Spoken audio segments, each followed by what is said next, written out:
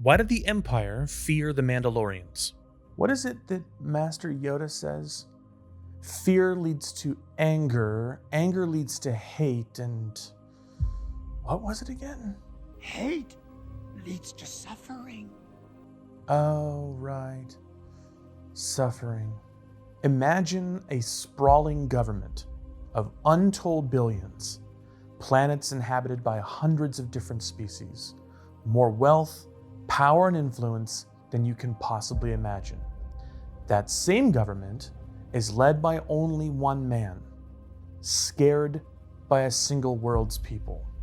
This is the story of the Galactic Empire and why they were afraid of the Mandalorians. The Emperor, Shreve Palpatine, was a master manipulator with a scheme that took years to accomplish. His lies and sinister agenda allowed him to take control of the Galactic Republic and ultimately convert it into a galaxy-spanning dictatorship. Additionally, Palpatine was a Sith, a kind of evil sorcerer with powers far beyond those of normal people. With so much power and influence, though, what could he possibly fear from a single planet? To understand that, we have to discuss the history of one of the galaxy's most infamous planets and its people, Mandalore. When I say that the cultures in the Star Wars universe are old, it's important to have some frame of reference. The Galactic Republic was first founded around 25,000 years before the events of the first Star Wars film. On Earth, that would place humans in the Upper Paleolithic era, where we were still forming into settlements and mastering primitive tools. Ancient cultures in Star Wars already had blasters and light speed, even during this time. Mandalorians are a culture with a similar age, though not quite as long. 10,000 years before the events of the first Star Wars film is thought to be the approximate date when the Mandalorian culture first developed. A proud warrior tradition, the Mandalorians organized into clans and first became infamous mercenaries and bounty hunters, using their fearsome weapons and armor to great effect. Soon, their cultural leader, Mandalore, named after the planet, put together a great plan for expansion, collecting a large group of warriors who would become known as the Mandalorian Crusaders. They conquered planet after planet around the Mandalorian homeworld. Whole star systems fell to the might of the Mandalorian Crusaders. Their ever-expanding empire would envelop first dozens, and then eventually hundreds of systems. Individual planets they conquered could do little to stop the Mandalorian war machine. So powerful were their armor and weapons, so skilled were their warriors. But it was only a matter of time before this ever-expanding warrior culture would finally find something that could truly challenge it. Enter the Jedi Order and the Old Republic. Already a 15,000-year-old culture, the Republic saw how many worlds were controlled by the Mandalorians, and that in order to stop them, conflict would be inevitable. Battle was joined between the Jedi Order and the Mandalorians. For the first time, the technologically advanced Mandalorians were met with something they couldn't easily fight: mysticism and the supernatural. Mandalorians have no great mystic traditions, and no understanding of the Force at this time, and the powers of the Jedi proved to be a challenge even for them. But the people of Mandalore are cunning and prideful, and so they began to devise new ways to make war in this changing battlefield. Flamecasters, grapnel launchers, jetpacks, and even lightsaber-resistant armor became standard armaments for the Mandalorian warriors of the era. Not just tech, skill was also improved to meet the threat of the Jedi Knights, combining every new weapon in their arsenal into a single fighting style. Now the Mandalorians had an edge in their conflict between their peoples and were able to best Jedi Knights in one-on-one conflicts, furthering their already fearsome reputation. This, however, is prologue. All of these events are ancient history by the time the Emperor came to power centuries later. Surely they were a pale imitation of their once great threat by this time in history, right? Perhaps. But Mandalorians are not always dangerous as a group or even as an army. Sometimes, even a single Mandalorian can create great ripples through history. The legend of Tar Vizsla is one such ripple. Known by all Mandalorians, young and old, the venerated founder of his own house on Mandalore was maybe not the first Mandalorian to be Force sensitive, but they were the first to be inducted into the Jedi Order. Old enemies of the Mandalorians, the Jedi took Tar Vizsla as a child and trained him in their ways. It was also during his time with the Order that Vizsla built what is perhaps the most recognizable weapon from all of Star Wars, the Darksaber. The only Mandalorian lightsaber ever constructed bears a jet black blade with a white fringe of energy at its edge. This was the mighty weapon of the Mandalorian Jedi and would go on to become a symbol of his office when he returned to his people and became the new Mandalore.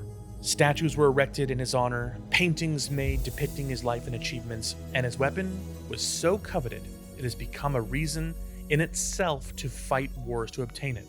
Bearing the blade of Tar Vizsla means becoming the ruler of Mandalore.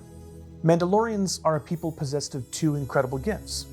First, adaptability, ever-changing and often improving. Second, stubbornness, never changing and a desire for opposition. Mandalorians are a people in conflict with themselves as much as they are with others. The last 1,000 or so years of Mandalorian history before the first Star Wars film have been arguably some of their hardest to endure. Tar Vizsla was not the great unifier of two peoples, and the war with the Jedi continued even after his eventual death. In fact, so great was the conflict with the Jedi and the Republic that at one of its bloodiest points, the Mandalorians were able to sack the Jedi Temple on Coruscant and return the Darksaber to its final resting place on Mandalore. Finally, at the end of what seemed like a never-ending war, the Mandalorians paid a price that was too high. Unwilling to quit or submit to the Jedi and the Republic, their own homeworld of Mandalore was devastated by decades of battle so severe, it left almost the entire surface a barren desert of blasted earth and churning sand. Building giant domed cities to dot the landscape of their planet, the Mandalorians persevered and slowly began to rebuild themselves. During this period of rebuilding and adaptation, some of the people of Mandalore thought it was time for a new direction. If centuries of warfare and expertise in battle only ended up in this position, maybe it was time to give peace its day. Dubbed the New Mandalorians, this group of freethinkers and progressives, led by Satine Kryze, hoped to build a different legacy for their people. Unfortunately, as adaptable as Mandalorians are, they can also be prideful and stubborn, especially when backed into a corner. A civil war broke out, and Mandalorians fought in the streets of their new domed cities. For 2 years, they killed each other, and even when the Jedi intervened, they couldn't stop the surface of Mandalore from suffering even further. A people were broken by violence because that's all they ever knew. When the war was finally over, the new Mandalorians were successful, and the old ways were discarded by those who could adapt, and retained by those who would not. Stubborn even in defeat, the survivors of the traditionalist values split into two groups. Those who chose exile among the stars, referred to as the Old Mandalorians, and those who chose exile on Concordia, Mandalore's moon, calling themselves the Death Watch. Peace is not a long-lasting thing for the Mandalorians. Like we talked about earlier, conflict is in their blood. They're a people of two minds. Eventually, the Death Watch returned and tried to retake the throne of Mandalore, led by none other than the descendant of Tar Vizsla himself. Once again, the streets of Mandalore broke out in fighting, and brother killed brother. Pre-Vizsla used the galaxy-spanning Clone War as a backdrop for his bid for the throne. So why should the Emperor concern himself with a shattered people who continue to war with themselves over and over again, further destroying their own planet and culture in the process? That is a good question, one with a complicated answer. There was a time when the Emperor had an apprentice in the dark ways of the Sith known as Darth Maul. Remember him? Maul had been abandoned by his master and left for dead after being defeated by the Jedi Knight Obi-Wan Kenobi. Bitter and angry at his mistreatment by the Emperor and his defeat by Kenobi, Maul became the next in a long list of terrible things to happen to Mandalore. Ultimately, his reign of terror on Mandalore led to the death of the leader of the New Mandalorians, the installation of Pre-Vizsla's Death Watch as the new government on the planet, and renewed conflicts amongst Mandalorians. Worse than all that, however, it brought the attention of the Emperor himself. As we said earlier, Sheev Palpatine is a clever man. You'd have to be clever to engineer the takeover of a galaxy-spanning government, thousands of years old, by using a war fought between two sides you control with proxy commanders With the Emperor turning his direct attention to Maul on Mandalore and quelling his threat, the clever Sith was also made keenly aware of the potential on that war-torn planet. After years of civil war, and technically being neutral during the Clone Wars, the Emperor seized Mandalore by occupying it with the Grand Army. Now all the warriors of Mandalore and all their power and weapons would work toward the Emperor's goals. Installing a new puppet government led by Gar Saxon, with the Imperial Super Commandos joining the fledgling Empire, the Mandalorians were finally brought into the fold of a greater power, something the Republic in all its long years had failed to do, and even the Jedi had failed to do. Now, loyal to the Emperor, the Mandalorians trained their military and fought in their conflicts. But you can only keep an animal caged for so long.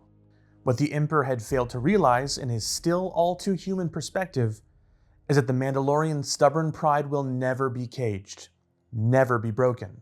Over the next 2 decades, individual Mandalorians began to grow more powerful, crafting legends of their own or plotting in the shadows. During the height of the Galactic Empire was the era when the most famed and deadly bounty hunter in all of the galaxy, Boba Fett, reigned. Sabine Wren crafted a terrible weapon designed to fight Mandalorians. Bo-Katan Kryze, sister of Satine, tried in her own way to take over the planet. Even Fen Rao and the protectors of Mandalore only paid lip service to the Empire. All Mandalorians continuing to effect change. But the Emperor had other plans. If he couldn't control the Mandalorians, if indeed they couldn't be controlled, then it was time to remove them from the stage of history altogether. The Emperor is known for terrible and malicious acts that devastate lives on an enormous scale. The Jedi Purge, the Clone Wars, and now the Great Purge of Mandalore. Bombs rained from the sky, and what remained of that planet was turned to a crystallized glass from atomic fire and poison. Any individual Mandalorian, in the right moment, with the right ambition, is able to change the galaxy. Tar Vizsla, Sabine Wren, Boba Fett, even Satine Kryze are just a few amongst a list of names. So at the end of the day, why did the Empire fear the Mandalorians? For the same reason everyone else did. They're perhaps the most dangerous warriors in the galaxy, and they cannot be controlled. You won't defeat something that cannot be defeated. It's only a matter of time until one lone Mandalorian changes the galaxy once again. Probably with the Darksaber in hand. Isn't that right, Yoda? See through you. We can. So, thanks for watching. Get in the comments and tell me if you think Din Djarin will be able to affect a next great Mandalorian history. Personally, I think so. He seems to be some kind of prophet coming along with the Darksaber and the Mythosaurs and everything else that's going on. So let me know what you think, and we'll see you next time.